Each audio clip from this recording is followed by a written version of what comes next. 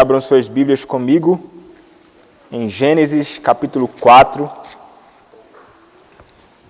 Faremos a leitura do verso 8º até o verso de número 16. Gênesis capítulo 4, do verso 8º até o verso de número 16, dando continuidade à pregação da palavra do nosso Deus no primeiro livro da Escritura Sagrada. Diz assim a palavra do nosso Senhor. Disse Caim a Abel, seu irmão: vamos ao campo. Estando eles no campo, sucedeu que se levantou Caim contra Abel, seu irmão, e o matou. Disse o Senhor a Caim: onde está Abel, teu irmão? Ele respondeu: não sei. Acaso sou eu tutor de meu irmão? E disse Deus: que fizeste? A voz do sangue de teu irmão clama da terra a mim. És agora, pois, maldito sobre a terra, cuja boca se abriu para receber de tuas mãos o sangue de teu irmão. Quando lavrares o solo, não te dará ele a sua força, serás fugitivo e errante pela terra. Então disse Caim ao Senhor: é tamanho o meu castigo que não posso suportá-lo. Eis que hoje me lanças da face da terra, e da tua presença hei de esconder-me, serei fugitivo e errante pela terra, quem comigo se encontrar me matará. O Senhor, porém, lhe disse: assim, qualquer que matar a Caim será vingado 7 vezes. E pôs o Senhor um sinal em Caim para que o não ferisse de morte quem quer que o encontrasse. Retirou-se Caim da presença do Senhor e habitou na terra de Nod, ao oriente do Éden. Amém. Os irmãos podem se assentar.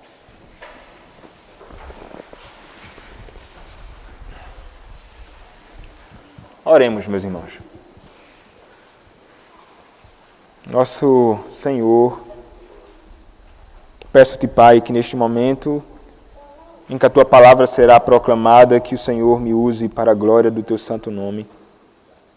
Que o Senhor me use com graça, que o Senhor me use com poder, na proclamação do teu Evangelho. Que o Senhor me faça fiel na pregação do teu Evangelho. E que seja anunciada, Pai, a tua verdade. Usa-me, Senhor, apesar das minhas debilidades. Usa-me, Senhor, apesar das minhas limitações. Usa-me, Senhor, apesar de mim. E fala, Pai, ao teu povo, instruindo o teu povo, exortando também, consolando. Fala conosco, Pai, através da tua palavra, através desta breve porção da tua Escritura. É o que nós te pedimos, Pai, e fazemos isto em nome do Senhor Jesus Cristo, teu bendito Filho. Amém. Meus amados irmãos, a Escritura nos declara e nos mostra com muita clareza: o pecado é algo terrível. O pecado é algo terrível. A Escritura, no texto que nós lemos e no texto que começamos a expor no domingo passado, nos revelou isto. O pecado que foi cometido em Adão no princípio provocou um transtorno tão grande que nós encontramos expressão evidente como fruto deste pecado nas suas gerações. Uma prova inequívoca de que o pecado de Adão não foi o pecado somente dele, como algumas pessoas podem imaginar. O pecado de Adão foi também um pecado de todos aqueles que são seus descendentes. Nós podemos ver isto no que acontece com aqueles que são seus filhos diretos. No proceder deles, ou melhor, no proceder de um deles, nós encontramos a evidência de que aquele pecado que foi cometido em Adão estava também no coração do seu filho. E ele revelou a maldade, a impiedade, a iniquidade do seu coração ao se voltar contra o seu irmão. E nós vimos. Por que razão, então, ele se volta contra o seu irmão? Nós sabemos, é fruto do pecado, mas o que foi que fez com que esse pecado de Caim, o primogênito de Adão e Eva, se voltasse contra o seu irmão Abel? Nós vimos que ambos os filhos de Adão, que possuíam trabalhos comuns e que juntos procuraram adorar ao Senhor, nós vimos que um apresentou ao Senhor aquilo que ele colheu do seu próprio trabalho, e este foi Caim. E nós vimos que Abel foi aquele que pegou das primícias. E ele então apresentou um sacrifício a Deus. E nós vimos que o Senhor, ele se agradou de Abel. E se agradou também do seu culto. Vimos então que há o Senhor se agradando da pessoa primeiramente, e então agradando-se do culto que ele presta. E aquela adoração foi aceitável a Deus. O Senhor se agradou, Abel ofereceu sacrifício a Deus pela fé, como nos diz Hebreus capítulo 11, verso 4. Mas Caim não. E o Senhor então, ele não aprova Caim. Assim também, ele não aprova o seu culto. Então, em razão do Senhor ter rejeitado Caim, ele fica grandemente irado. A ira toma conta do seu coração. A ira foi revelada. Isso certamente, fruto do pecado. A ira saiu do seu próprio coração pecaminoso. E ele se vê então grandemente irado com Deus. Ele está irado com o Senhor. Eu tentei ofertar o meu culto a Ele, e como pode Ele então rejeitar a minha adoração? Ele não fica nada satisfeito com isto. A ira no seu coração então passa a se revelar, sendo estampada no seu rosto. O Senhor então contempla o rosto de Caim e percebe que seu semblante está diferente. Imediatamente o Senhor identifica: o pecado está às portas. O pecado está como um animal feroz a ponto de atacar Caim. E ele diz: Caim, cuida! Caim, atenta, não permite que o pecado te domine. A você cabe dominá-lo. A você cabe mortificar o pecado, a você cabe se afastar do pecado. Não permita que ele tome conta do seu coração a ponto de conduzir você a revelar com ainda mais crueldade a perversidade que está no seu coração. O Senhor faz isso revelando a sua misericórdia. É misericórdia do Senhor se voltar para o homem, conversando com ele, tentando apresentar instruções, bem como o meio que você pode se livrar disto é este. Não faça isto. Mas o que acontece, meus irmãos? Nós percebemos que Caim, ele está tão irado, e que ele se deixa dominar pelo seu pecado. E é exatamente isto que nós veremos aqui. Aquilo que começou no coração encontrou a sua expressão não somente no rosto de Caim, mas encontrou expressão nas suas mãos e nos seus atos. Ele colocou aquilo que estava no seu coração em prática.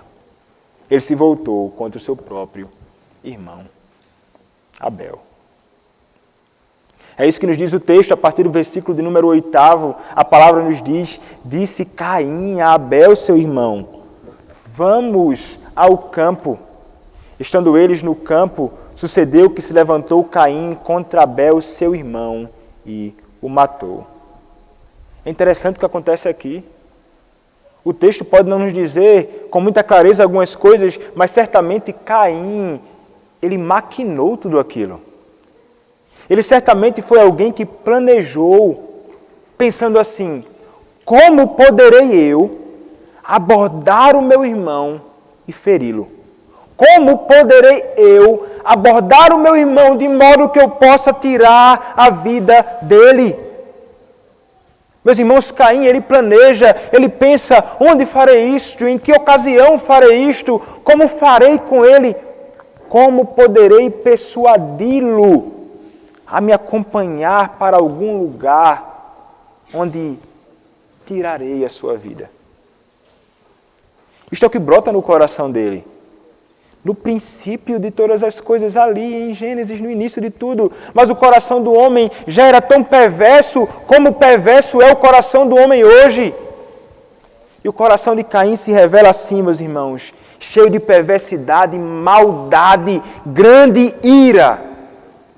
E o que ele faz? Ele consegue persuadir o seu irmão, Abel. Abel, nós não podemos pensar que Abel não possuía pecado. Abel é descendente de Adão e também era pecador. Mas Abel aqui, ele se coloca na condição de um irmão mais jovem, de alguém que, porque o outro era o mais velho, ele vai atender o seu irmão, ele vai ouvir o seu irmão falar, ele vai estar disposto a se submeter ao seu irmão em alguma medida, porque se trata de um irmão mais velho. E ele não tinha, meus irmãos, a mínima ideia das intenções de Caim. Ele não sabia o que Caim queria. Então Caim chama ele e diz, olha, vamos ali, vamos ao campo. Vamos até onde eu trabalho. Vamos ver ali com o que eu mexo, o que eu produzo. Eu trabalho com a terra. Acompanhe-me, meu irmão Abel. E Abel então deixa-se persuadir por ele. Abel atende ao seu convite. Abel vai até o campo, não sabendo ele que aquele lugar seria o lugar onde ele teria o seu sangue derramado. Não sabendo ele que ali seria o lugar onde ele seria morto. Ele não imaginava que estava indo para onde sofreria a morte. Ele não fazia ideia disso. Mas então, chegando no campo, Caim finalmente vai revelar toda a maldade.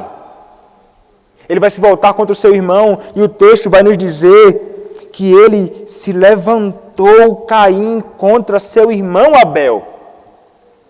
E nós poderíamos pensar nisso aqui no sentido figurado, sim, como alguém que se levanta contra alguém com ira. Mas provavelmente eles estavam ali, talvez assentados naquele campo, e Caim então se levanta contra Abel.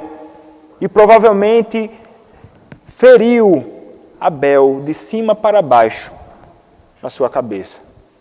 Provavelmente ele cortou a cabeça de Abel, ele feriu a cabeça de Abel, derramando o seu sangue sobre o chão. Ele matou o seu próprio irmão de um modo muito cruel. Com as suas próprias mãos, ele feriu o seu irmão. Vejam como a perversidade do homem já era terrível naquele período. Ele matou Abel. Talvez ele tenha desferido este golpe contra a cabeça de Abel, e não temos certeza disto, mas a promessa que foi dita lá no princípio, em Gênesis capítulo 3, verso 15, diz que alguém esmagará a cabeça da serpente, alguém ferirá o calcanhar do Senhor Jesus Cristo. Ele é aquele que olha, parece que para isto ele pensa assim, eu vou ferir a cabeça deste aqui. Eu vou destruir este homem.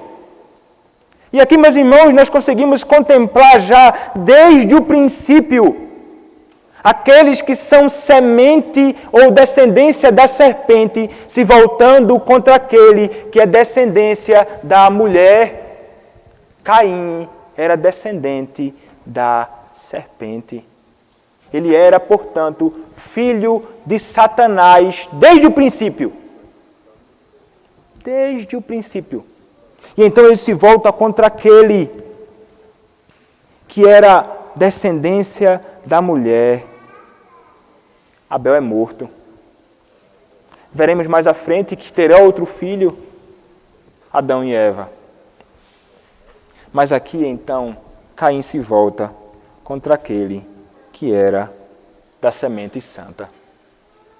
Daquele que era um eleito. do Senhor. Ele o mata. Que perversidade, meus irmãos.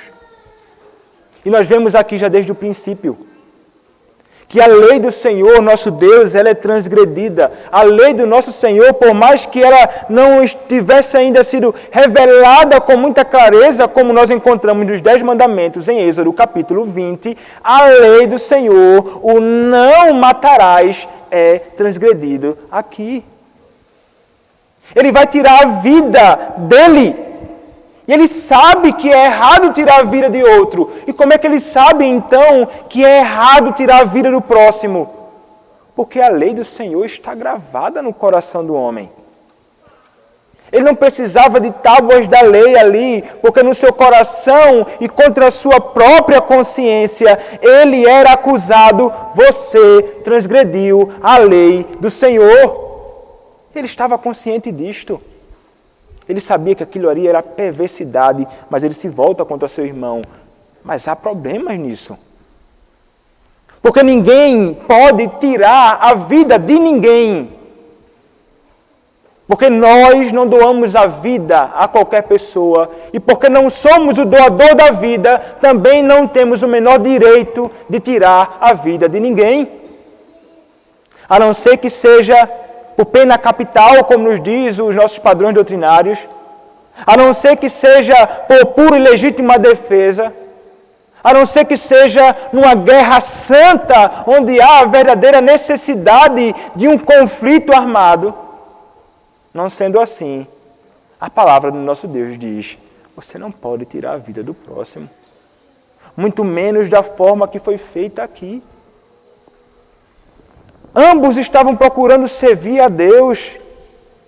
Ambos estavam tentando adorar a Deus. Um é agradável a Deus, o outro não. Mas vejam, ele se ira contra o seu irmão ali. E possuído por ira e inveja, depois de ter adorado a Deus, mesmo de forma errada, ele se volta contra o seu irmão para feri-lo.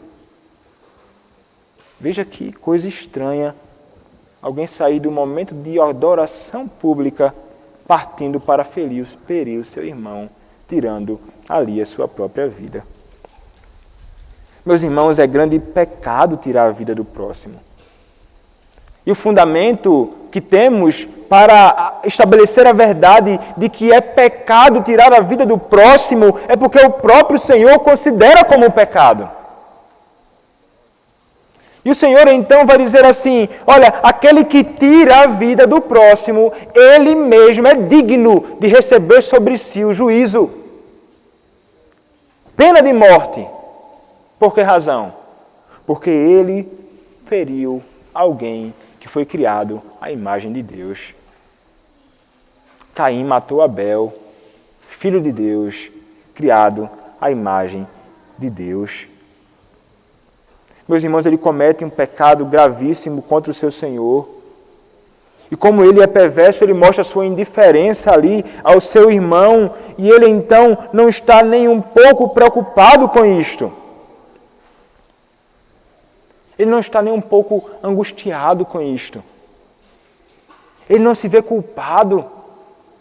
Como culpado estavam se sentindo Adão e Eva no princípio. Adão e Eva se sentiram culpados. Eles se sentiram envergonhados imediatamente após transgredir a lei do Senhor. Adão e Eva creram na promessa de um Messias que estava para vir. Cremos que Adão e Eva foram salvos, crendo no Messias prometido. Mas no caso de Caim, nós não encontraremos uma indicação sequer de alguém que se viu culpado pelo que fez. Não. Mas o Senhor, então, sendo um Deus que é grande em misericórdia, se volta para Caim. E então o Senhor vai perguntar a Caim, dizendo assim no versículo 9, disse o Senhor a Caim, onde está Abel, teu irmão? Ele respondeu, não sei. Acaso sou eu o tutor de meu irmão? Vejam só a ousadia de Caim. Mas vejamos primeiramente como o Senhor é misericordioso. Como nos casos anteriores em que a transgressão da lei de Deus foi cometida, O Senhor então se volta para Caim fazendo uma pergunta investigadora. Ele tem a intenção de fazer com que Caim, ao ouvir aquela pergunta, se volte para Deus e diga: eu reconheço, Senhor, eu pequei. Ele espera uma confissão espontânea para esta pergunta que ele faz. Ele poderia não buscá-lo mais uma vez ao arrependimento. Ele já havia procurado ele, o Senhor já havia alertado ele. O Senhor poderia então simplesmente dizer: eu te alertei. Eu te alertei. E puni-lo imediatamente. Mas o Senhor está ali como que investigando o coração dele. Será que ele vai atentar para as minhas instruções? Será que ele vai atender à minha investigação? Mas Caim, ele não confessa. Caim, meus irmãos, ao invés de confessar a Deus, Caim, ao invés de se arrepender dos seus pecados, Caim, ao invés de se prostrar diante de Deus, confessando a sua iniquidade, confessando justamente a Deus em quem ele encontraria o perdão dos seus pecados, ele não faz isto. Ao invés de confessar, ele responde a Deus. Ele responde a Deus de modo, parece mais que ele está agindo com ironia aqui. Ele não está se importando com quem está falando com ele. Ele dá uma resposta atravessada para Deus. Ele responde com grande desrespeito ao Senhor. Acaso sou eu tutor do meu irmão? O texto poderia ser traduzido: acaso sou eu guardador do meu irmão? Ele rejeita esta posição. Meus irmãos, é estranho nós vermos isto. Ele vai mentir, ele vai responder para Deus desta forma, mas não somente isto, ele mente para Deus. Porque ele está omitindo ali algo que ele fez. Ele mente diante do Senhor. Mas será que Caim não sabia que o Deus que está diante dele é um Deus que é onisciente? E que ele sabia, assim como ele sabe de absolutamente todas as coisas que acontecem no mundo? Ele estava falando com Deus que é onisciente, que ao perguntar já sabia o que havia acontecido. Caim deveria estar consciente disto. Caim pode ter pecado e matado seu irmão longe dos olhos dos seus pais, mas ele não cometeu um pecado longe dos olhos de Deus. Assim como todo pecado que nós cometemos, por mais que nós pensemos que o mundo não nos observa, por mais que cometamos o pecado escondido, por mais que ninguém saiba, o Senhor é aquele que sabe de absolutamente tudo. E como falei em outra ocasião, pecar longe dos olhos dos homens, temendo aos homens, é uma manifestação de um coração ateu na prática. Porque quando nós cometemos o pecado escondidos, imaginamos: o Senhor não existe. O Senhor, Ele não está vendo que eu estou praticando este pecado. Eu nego a onisciência de Deus, eu nego a onipresença de Deus, eu nego quem Deus é, eu nego a existência de Deus e pouco me importa.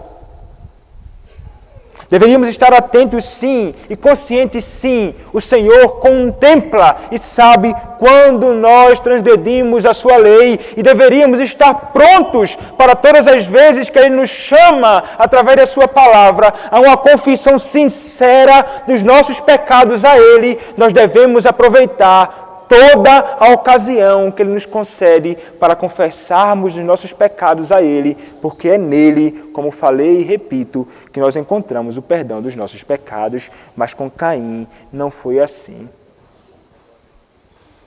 Ele não somente mente, mas ele foge também de assumir a sua responsabilidade. Porque por mais que ele diga, meus irmãos, Acaso sou eu guardador do meu irmão? Acaso sou eu tutor do meu irmão? A verdade é que ele era assim. Ele é o irmão mais velho.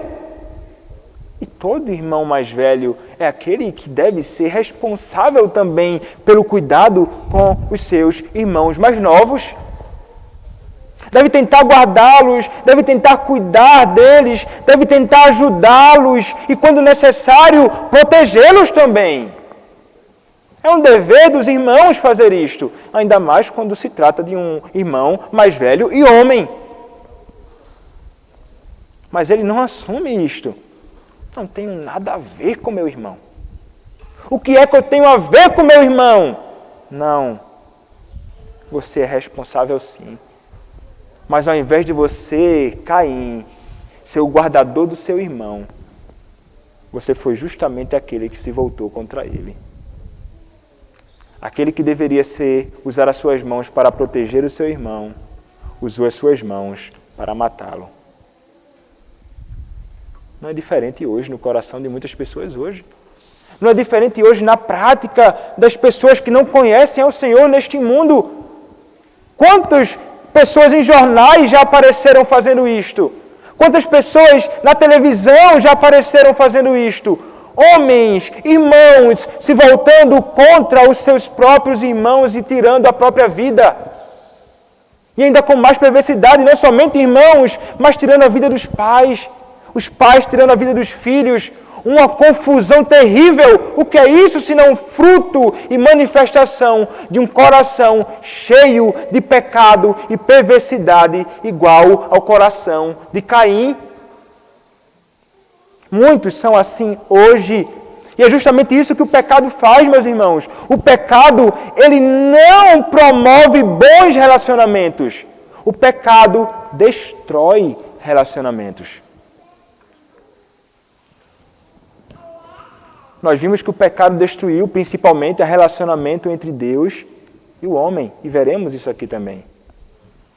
Mas o pecado também destruiu o relacionamento entre Adão e a sua esposa. Havia ali confusão, um acusando o outro, aquela que era a amada, a desejada dos seus olhos, aquela para quem ele escreveu uma poesia, foi aquele que acusou. Vejam só como o pecado trouxe confusão para o relacionamento entre Adão e Eva. Mas o pecado também trouxe confusão e problemas para o relacionamento entre Caim e Abel. Meus irmãos, o pecado, ele é perverso e destrói. O pecado sempre destruirá todo e qualquer relacionamento que nós nos envolvermos neste mundo. A inimizade com Deus conduz a isso. Caim estava em inimizade com o seu Senhor e isso conduziu a ter necessariamente uma inimizade com os seus irmãos ou com o seu irmão. Ele fez aquilo que é próprio daqueles que são descendentes da serpente. Foi isto que ele fez. Ele mata o seu irmão tentando fazer através disto, tentando executar a justiça sobre o seu irmão, porque ele imaginava assim: Deus não foi justo com o que fez, eu farei justiça com as minhas próprias mãos. Vejam só como a falta de um relacionamento verdadeiro com o Senhor, uma falta de admissão genuína das práticas do Senhor, conduzem um homem a passar a praticar coisas que são estranhas. Caim faz isso. Meus irmãos, nós deveríamos fugir do pecado. Primeiramente porque isto é desagradável a Deus. Primeiramente porque isso entristece o nosso Deus. Mas também, meus irmãos, porque quando nós nutrimos os nossos relacionamentos, nutrindo o pecado no nosso relacionamento, nós teremos problemas.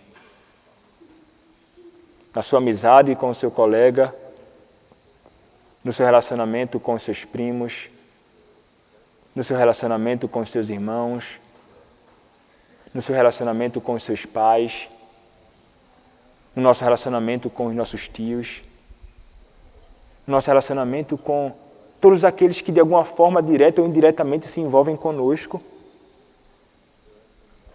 A nossa inimizade com aqueles que são nossos irmãos em Cristo também é fruto do pecado. Por que não há tanta harmonia na igreja? Por que há tanta desavença? Por que há irmãos contra irmãos? Por que há irmãos que não apertam a mão de outros irmãos? Por que não há irmãos na igreja que não se assentam na mesma cadeira ou sob a mesma mesa para almoçar juntos? Porque não há comunhão plena entre aqueles que são filhos de Deus no mesmo corpo, tendo Cristo como cabeça. Pecado! É isso que afasta você do seu irmão. E onde é que está o pecado? Aquele que vai tentar fugir disso vai dizer, o pecado está nele, ele fez isso contra mim. A outro vai dizer, não, o pecado está nele porque ele deixou de fazer isso ou aquilo. Meu irmão, o pecado, ele se torna um obstáculo no nosso meio para o nosso bom relacionamento como irmãos na igreja de Cristo. E nós deveríamos lutar e jamais deixar com que isto permaneça em nosso meio. Como podemos então, como eu posso me reconciliar com meu irmão? Como eu posso fazer com que este pecado que foi cometido ou que tem sido cometido se afaste? Eu quero comunhão com meu irmão. São os pecados, os meus e os seus, meus irmãos, que nos afastam uns dos outros. É o nosso pecado. Deveríamos de fato lutar contra isto.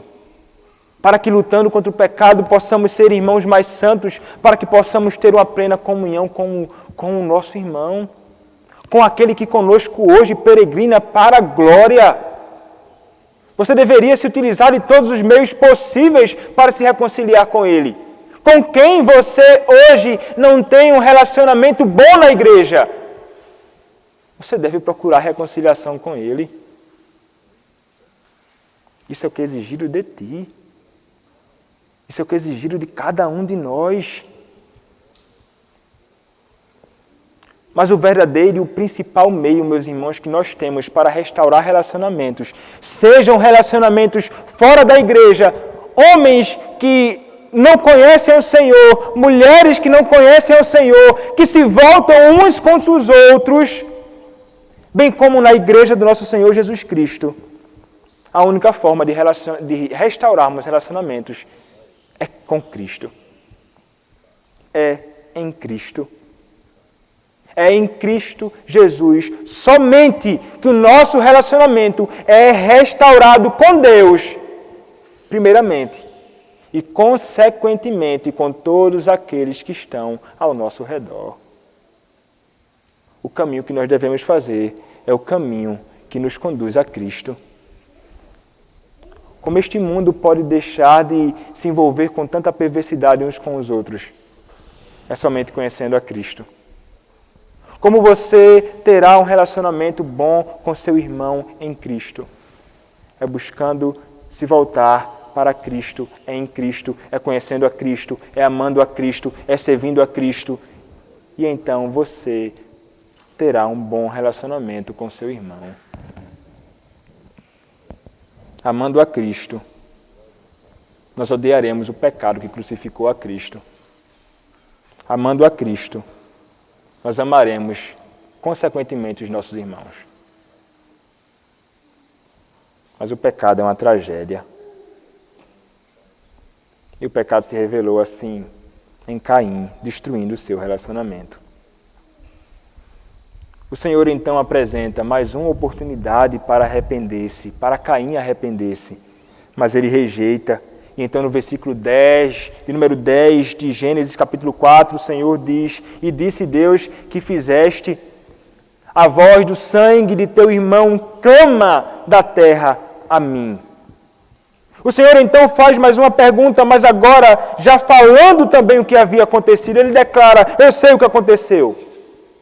O sangue do seu irmão, Abel, foi derramado no solo, sob este mesmo solo que você cultiva, sobre este mesmo solo que você exerce um mandato cultural, sobre este mesmo solo que eu concedi a você, para que você produza e faça nele o que é bom, sobre este mesmo solo o sangue do seu irmão foi derramado. E este mesmo solo, esta terra, toda a terra por onde você andar, servirá como testemunha viva do pecado que você cometeu contra mim e contra seu irmão, ferindo-o. Meus irmãos, a terra é posta por Deus aqui como uma testemunha. Quem estava lá? Caim e Abel. O Senhor, certamente. Quem são as testemunhas convidadas? A terra. A terra testemunharia contra ele sempre. Esta é a condição de Caim. É exatamente isto que o Senhor faz com ele. O sangue do teu irmão clama. E a Escritura vai dizer, clama até hoje. Clama até hoje. Meus irmãos, Caim, ele é um terrível exemplo para nós. Ele é um exemplo daquilo que nós não devemos fazer. E nós não podemos ser como Caim. Nunca, jamais. O que é que nos diz 1 João, capítulo 3, versos 11 e 12? 1 João, capítulo 3, versos 11 e 12.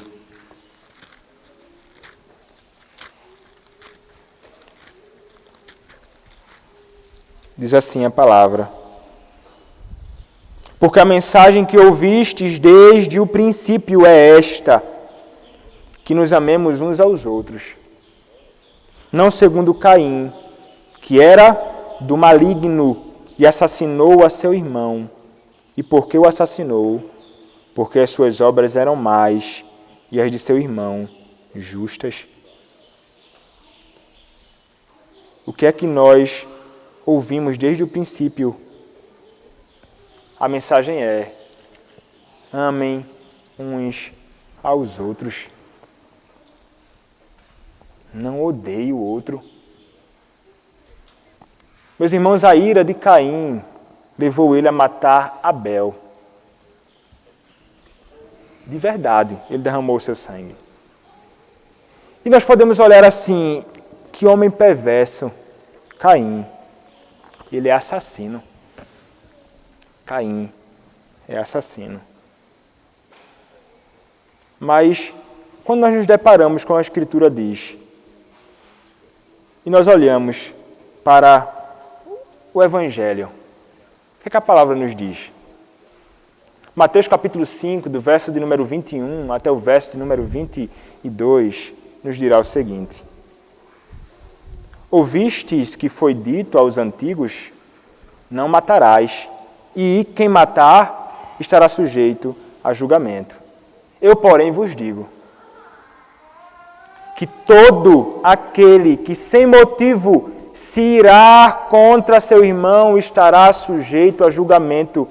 E quem proferir um insulto a seu irmão estará sujeito a julgamento do tribunal. E quem lhe chamar tolo estará sujeito ao inferno de fogo. Quem é assassino? Todo aquele que se ira contra o seu irmão já matou seu irmão no coração. Todo aquele que se ira contra o seu irmão já assassinou o seu irmão no seu próprio coração. Quem são os assassinos? Todos nós podemos ser chamados de assassinos também. Quantas vezes nós nos iramos contra os nossos irmãos, assim como o assassino Abel? Assim como o assassino Abel, meus irmãos, nós muitas vezes nos voltamos contra aqueles que estão ao nosso redor, nossos irmãos, irados contra ele. O nosso catecismo vai dizer, a ira também é uma transgressão do 6º mandamento. Quebramos a lei de Deus, assim como Caim quebrou. Isto nós fizemos. Muitas vezes eu nunca fizeste isto. Será que a inveja já tomou conta do seu coração? Será que a raiva já tomou conta do seu coração? Será que nunca surgiu no seu coração um desejo de vingança? Tais sentimentos são quebras deste mandamento. Mas um texto nos é claro sobre isso. 1 João, capítulo 3, verso 15, vai nos dizer, para que você não tenha dúvida. Todo aquele que odeia a seu irmão é assassino. Ora, vós sabeis que todo assassino não tem a vida eterna permanente em si. Quem é que é assassino? O texto é muito claro. Aquele que odeia seu irmão. Somos culpados, meus irmãos, de quebra deste mandamento muitas vezes, semelhantemente a Caim. Ira, dureza de coração, espírito áspero e inamistoso e atitudes semelhantes só podem causar prejuízo para nós e também ao corpo de Cristo. E esta maneira de matar nós nos envolvemos muitas vezes e talvez toda semana. Somos assassinos como Caim, e que isto fique claro para você. Deveríamos fugir disto. Deveríamos fazer antes o contrário.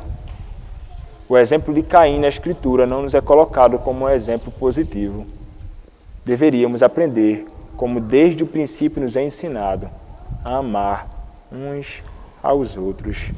Devemos amar, não odiar. Todos devem ser objeto do nosso amor, objeto da nossa misericórdia, objeto da nossa graça, objeto do nosso favor. A ocasião em que a ira é aceitável. A ira, ela é justa quando a ira ela é voltada contra tudo aquilo que se volta contra Deus, contra Cristo e contra a sua palavra. Sabe uma coisa que nós deveríamos odiar? É o pecado. E isto nós podemos nutrir uma ira imensa contra o pecado. Mas contra isto, parece que nós não nos iramos, mas praticamos. Não sigamos o exemplo de Caim, meus irmãos. Sigamos o que a Escritura nos diz. E então o que cai sobre Caim?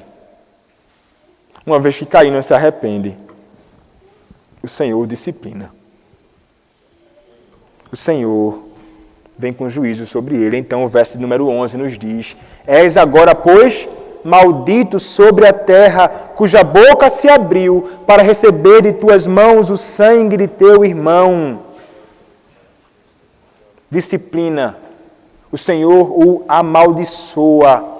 Ele é maldito na terra que foi morto seu irmão. E em que então consistiu essa maldição?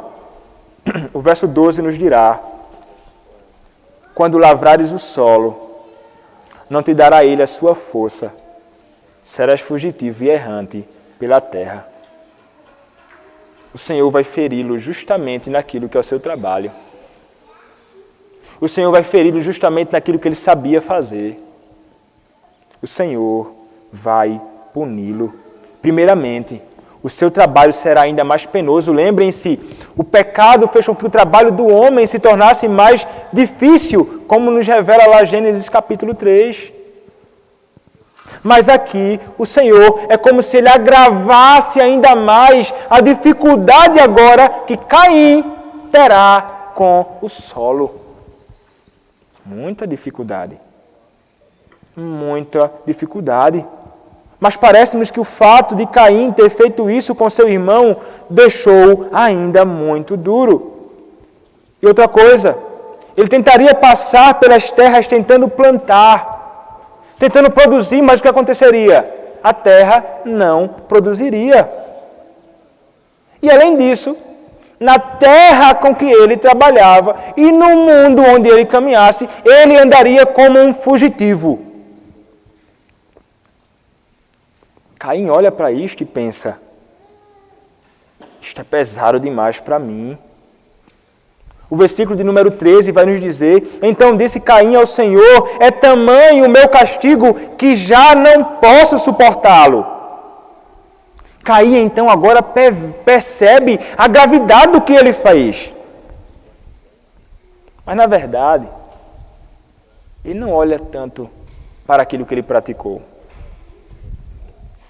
Ele escuta a punição que ele receberá. E só ao ouvir, ele diz, já não posso suportar. Ele não admite aquilo. Ele se perturba com a consequência do pecado. Ele começa a reclamar, ele se queixa do castigo, mas ele não se queixa do seu próprio pecado. É isto que ele faz. A punição será terrível, mas sim, quanto ao pecado, não, o pecado, a punição será terrível. Os olhos dele estavam fitos lá. Mas será que é diferente conosco hoje? Do que mais temos medo?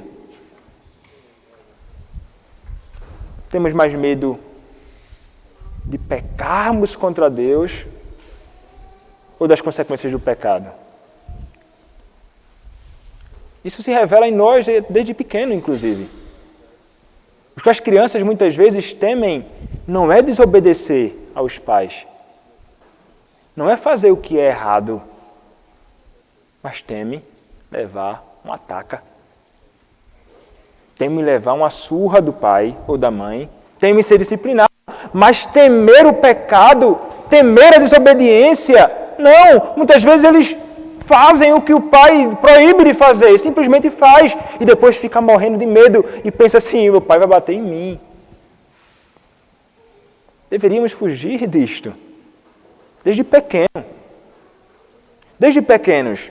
E nós hoje parece que revelamos a mesma atitude de crianças. Nós olhamos assim e pensamos, é duro demais este juízo que o Senhor está fazendo contra mim. Mas sim, enquanto a você abandonar o pecado, enquanto a você se irar contra o pecado, enquanto a você se entristecer por causa do seu pecado, isso não acontece. E nós nos queixamos da disciplina do Senhor. Nós nos queixamos do juízo que muitas vezes o Senhor derrama sobre nós. Mas, meus irmãos, nós deveríamos fazer diferente de Caim. Do que nós deveríamos nos queixar? O que a Escritura diz? Em Lamentações, capítulo 3, verso de número 39. O que é que Lamentações nos diz na Escritura Sagrada? Queixe-se o homem dos seus próprios pecados. Essa deveria ser a queixa que nós deveríamos levantar todas as vezes que nós quebramos a lei do Senhor, queixarmos-nos dos nossos pecados, não da forma que o Senhor procura tratar o nosso pecado. E o Senhor tem vários meios inclusive que são feitos pela igreja através da disciplina. E o Senhor determinou um meio para isto. Não deveríamos nos queixar do meio, não deveríamos nos queixar da disciplina, não deveríamos nos queixar de Deus, deveríamos nos queixar e lamentar por causa de todo pecado que nós cometemos contra o nosso Senhor. Exatamente isto que nós deveríamos fazer. Caim está preocupado com as consequências e com a sua disciplina. Não se arrepende do seu pecado. Então ele diz, verso 14, eis que hoje me lanças da face da terra, e da tua presença hei de esconder-me. Serei fugitivo e errante pela terra. Quem comigo se encontrar, me matará. Ele está consciente, meus irmãos. Vai ter que andar escondendo-se, longe do Senhor, e andará vulnerável podendo ser objeto da maldade de qualquer outra coisa que pudesse encontrá-lo. Mas o Senhor faz uma coisa que é muito interessante. O Senhor não vai permitir que aquilo que ele teme aconteça. O versículo de número 15 nos dirá: o Senhor, porém, lhe disse: assim, qualquer que matar a Caim será vingado 7 vezes. E pôs o Senhor um sinal em Caim, para que o não ferisse de morte quem quer que o encontrasse. O que é que o Senhor estabelece aqui? O Senhor estabelece uma proteção para Caim. E Deus estabelece o seguinte, que se vingará de quem matar Caim, e vai ser uma vingança perfeita. Ele vai dizer 7 vezes, e 7 aponta sempre para a ideia de perfeição. Uma coisa que nós não podemos olhar para esse texto e pensar é que o que acontece aqui, como algumas pessoas imaginam, é que Caim está sendo alvo da graça eficaz do Senhor, concedendo-lhe aqui uma proteção, como que sendo uma proteção para aqueles que são eleitos de Deus. Não se trata de graça salvífica aqui. O Senhor simplesmente o preserva com um fim. E o Senhor então estabelece um sinal. Há uma discussão muito grande sobre o que significa este sinal. Algumas pessoas imaginam, que sinal era este? Era uma marca na mão? Era uma marca na testa? Era uma marca no peito? Será que o sinal não era uma marca no corpo, mas talvez um sinal que o Senhor fez, como o sinal que ele deu ao arco-íris lá com Noé? Um sinal e apegue-se a esta verdade, eu vou te dar um sinal. Este sinal é a evidência de que você não será morto. Algumas pessoas no passado, inclusive, infelizmente, presbiterianos nos Estados Unidos, durante o período da escravidão, alguns imaginavam assim: a marca que Caim recebeu foi a cor negra no corpo. Foi ter a pele escura. Erro de interpretação crasso. Erro de interpretação terrível. Como eles poderiam olhar para aqueles que foram criados à imagem de Deus e considerá-los como sendo filhos de Caim e que, portanto, pertencem ou têm em si as mesmas marcas de Caim. A Escritura, em ocasião alguma, nos diz que os descendentes de Caim receberiam a mesma marca. Caim recebeu a marca. Não se estendeu a sua posteridade, não. Ficou nele para que a vida dele fosse preservada. E por que então o Senhor o preserva? Deus preserva a vida de Caim. E preserva também a sua linhagem, a linhagem da serpente. E o Senhor preserva, porque o Senhor determinou a forma que tudo haveria de acontecer. A semente da serpente sempre existiria, porque ela tem um fim e tem um propósito. Aqueles que são a semente da serpente foram aqueles que foram levantados e se voltaram contra o Senhor com ira, e foram eles, os descendentes da serpente, que se voltaram contra Cristo e morderam o seu calcanhar na cruz. Homens maus, perversos, se voltaram contra o nosso Redentor, crucificando, e ele foi crucificado nas mãos de iníquos. Mas há um propósito também. O Senhor estabeleceria contra eles o seu juízo. O Senhor se voltaria contra eles, revelando já desde a cruz a verdade de que o Senhor reina e que Ele é vitorioso sobre os descendentes da serpente, inclusive sobre o principal, Satanás. O Senhor preservou-os para que no fim Ele seja glorificado na condenação de todos aqueles que odeiam a Cristo e de todos aqueles que se voltam contra aqueles que estão unidos a Cristo os filhos de Deus, irmãos do nosso Senhor Jesus Cristo. O Senhor é glorificado também na condenação deles. O Senhor os preservou.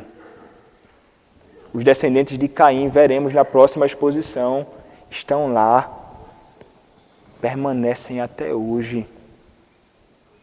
Mas um dia o Senhor voltará e com juízo destruirá e condenará ao inferno de fogo eterno aqueles que são os descendentes da mulher.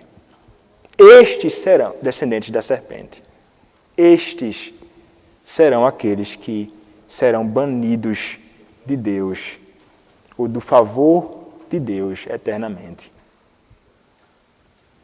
Eles serão retirados da presença de Deus, assim como Caim foi retirado da presença de Deus. Verso número 16 e último. Retirou-se Caim da presença do Senhor e habitou na terra de Nod, ao oriente do Éden. É interessante olharmos para esse texto e pensarmos aqui. Retirou-se Caim da presença do Senhor, Yahvé, do Deus pactual. Agora ele não tem mais relação com o seu Senhor. E é interessante notarmos o seguinte. A palavra e o nome da cidade é Nod. E Nod aponta justamente para a condição de Caim agora. Nod significa nômade, errante no mundo, forasteiro, peregrino, alguém que está andando e vagando neste mundo perdido. Este é o significado de Nod. Ele seria errante, perdido, abandonado neste mundo perverso, sendo ele também alguém perverso. Ele sai então aqui, meus irmãos, da comunhão com Deus, ele está distante de Deus, e ele vai então para o Oriente. Isso aponta também para a realidade desse distanciamento de Deus.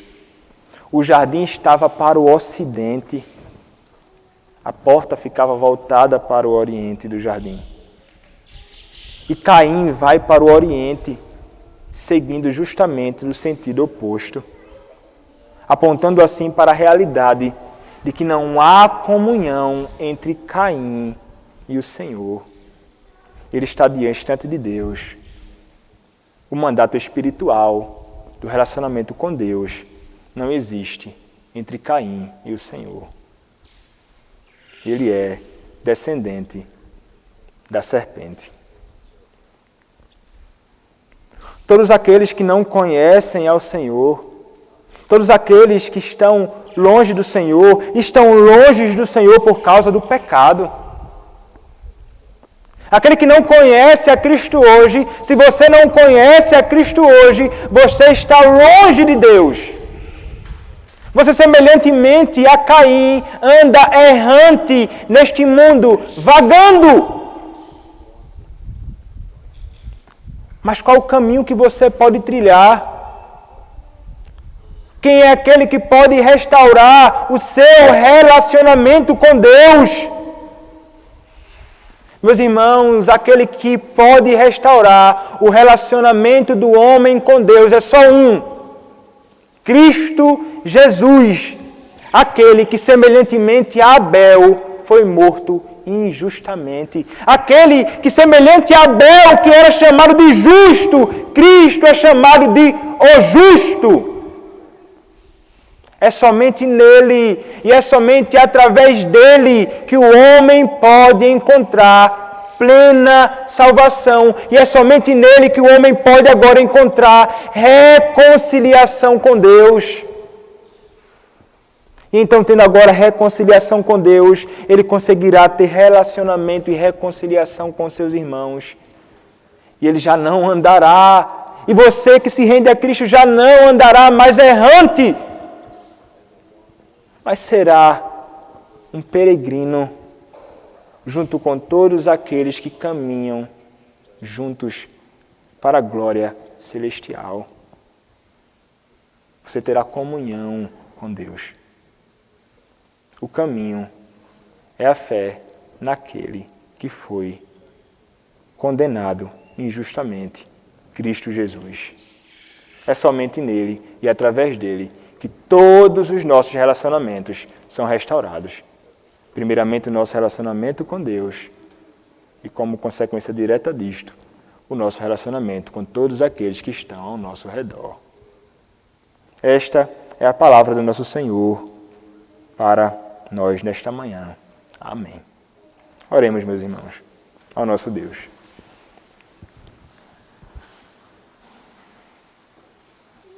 Nosso Senhor, nosso Deus amado, nós sabemos, Pai, que o pecado é terrível, que o pecado destrói relacionamentos, que o pecado traz tantos problemas para nós. Senhor, te pedimos, Pai, que o Senhor nos perdoe os pecados e que nos preserve em santidade, a fim de que permaneçamos tendo um relacionamento santo com o Senhor, bem como um relacionamento puro com aqueles que são nossos irmãos. E todas as vezes que pecarmos, Senhor, contra Ti, ser favorável a nós, Pai, e nos convida ao arrependimento, e que nos arrependamos, Pai, dos nossos pecados e nos voltemos para Ti. Abençoa o Teu povo, Senhor, e também salva aqueles que não conhecem a Ti. Que eles possam crer naquele que foi morto injustamente, Cristo Jesus, e possam ser salvos da condenação. É o que nós te pedimos, Senhor, e fazemos isto em nome de Cristo Jesus, Teu bendito Filho. Amém. Convido os irmãos